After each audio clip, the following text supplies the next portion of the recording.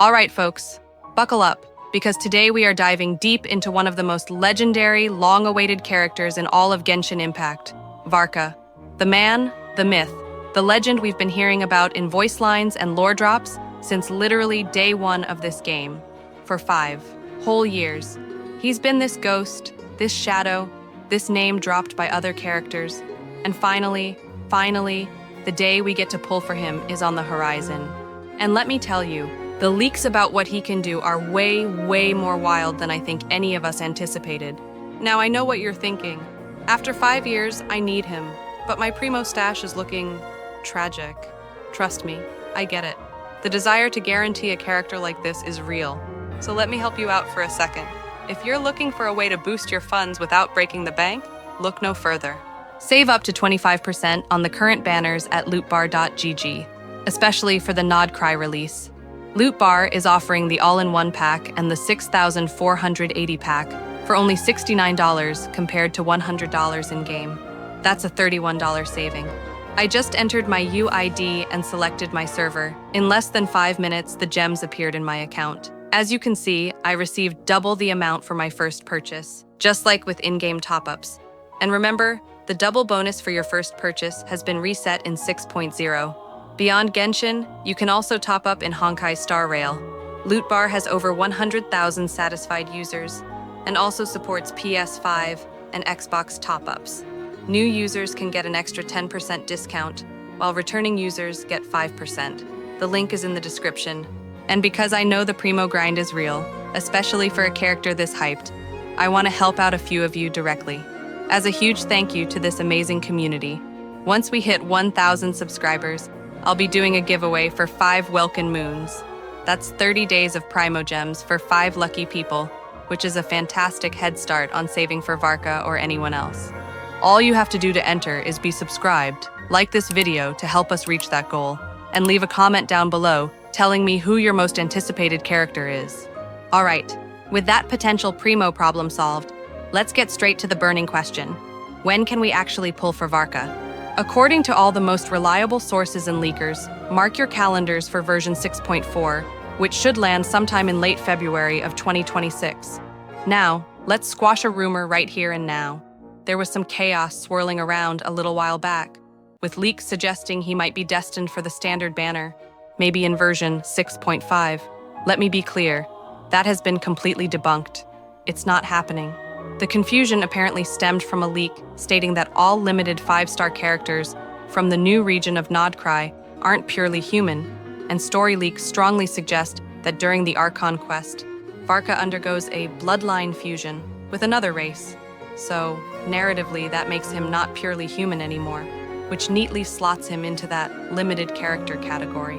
So rest easy, he's not another Dehya situation. He's a limited banner character. And version 6.4 isn't just about Varka, it's also supposedly bringing the long-awaited Mondstadt expansion. We're finally talking about Dorman Port and the Sea of Dandelions. This would be the first major expansion to Mondstadt since Dragonspine all the way back in version 1.2, and Varka is positioned as the central figure of this massive update. Now, before we dive into his insane-sounding kit, I need to do my due diligence. Everything we're talking about today is based on leaks, beta information, and speculation. Nothing is 100% final until Hoyoverse officially releases him. That said, I always try to pull info from the most reliable sources and leakers with proven track records. So while some details might change, this is probably a solid sneak peek at what we'll see on the live servers. Okay, the moment you've all been waiting for. What does the Grand Master of the Knights of Favonius actually do? First, the confirmed part. He's a Claymore user. We've seen that in official teasers. Some promotional stuff showed him with a wolf's gravestone, but that's absolutely a placeholder. He's getting his own signature 5-star Claymore, and the design is described as having a black and white arrowhead motif. Pretty slick. Now, his role. Varka is designed to be an Anemo nuke. Pure, raw, Anemo damage, with some serious burst potential. He's not about swirling elements everywhere. He's about hitting things really hard with the power of wind. But here's the part that has everyone losing their minds. One of the most intriguing leaks suggests that Varka might be reviving the dual-wielding technique. We're talking about a character who could potentially switch between a claymore and a sword, or maybe even use both during his skill or burst animations. If this turns out to be real, he would instantly become one of the most mechanically unique characters in the entire game. Just picture it. A claymore user who dashes in, pulls out a sword for a flurry of lightning-fast attacks, and then switches back to his big honking claymore for a massive, heavy finisher. How cool would that be? I need to be super clear here. This dual-wielding aspect is the least confirmed part of his entire kit. There's no concrete data-mined animations or skill descriptions yet. This is mostly coming from multiple leakers connecting it to his lore. But the fact that it's being mentioned from several corners gives it a decent chance of being real in some form, fingers crossed. There's also some speculation floating around about him having access to lunar reactions.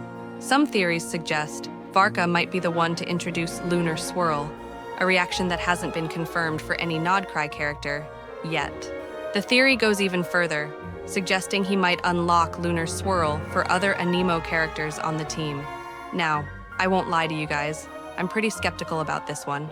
It feels a bit like when people see a powerful, highly anticipated character and just start imagining the most broken mechanics possible. It could be real, but I wouldn't bet my Primogems on it until we see him in the beta. For the rest of his kit, we're expecting typical Anemo DPS stuff, but tuned for pure damage. So, crowd control on his skill, some wind-based mobility, and a burst that likely creates a large zone for dealing damage. Think something along the lines of a massive, destructive tornado. Now, this next part is crucial for all you savers out there.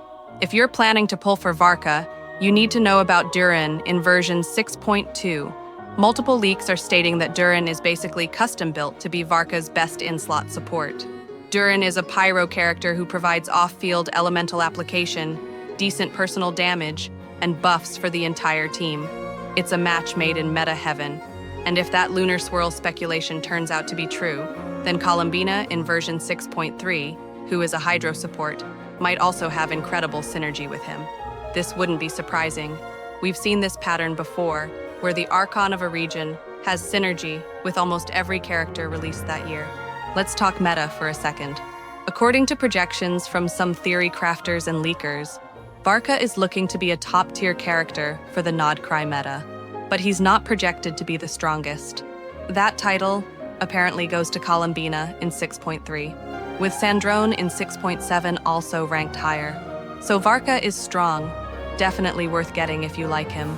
But he's not looking to be some absurdly, game-breakingly broken unit that redefines the entire meta. His biggest advantage is that he's shaping up to be the first true, pure Anemo DPS who focuses on raw damage instead of elemental reactions. This opens up new team-building possibilities and means he isn't as dependent on very specific support characters to function. The trade-off, of course, is that pure Anemo damage means he can't abuse the big damage amplifiers like Vaporize or Melt that the current top-tier DPS characters rely on. He'll probably sit in a similar place as characters like Xiao or Itto, incredibly strong in his specific niche, super satisfying to play, but not necessarily the go-to for Abyss speedruns or for chasing the absolute biggest numbers on the screen. And you know what? For a character we've waited 5 years for, that's perfectly okay.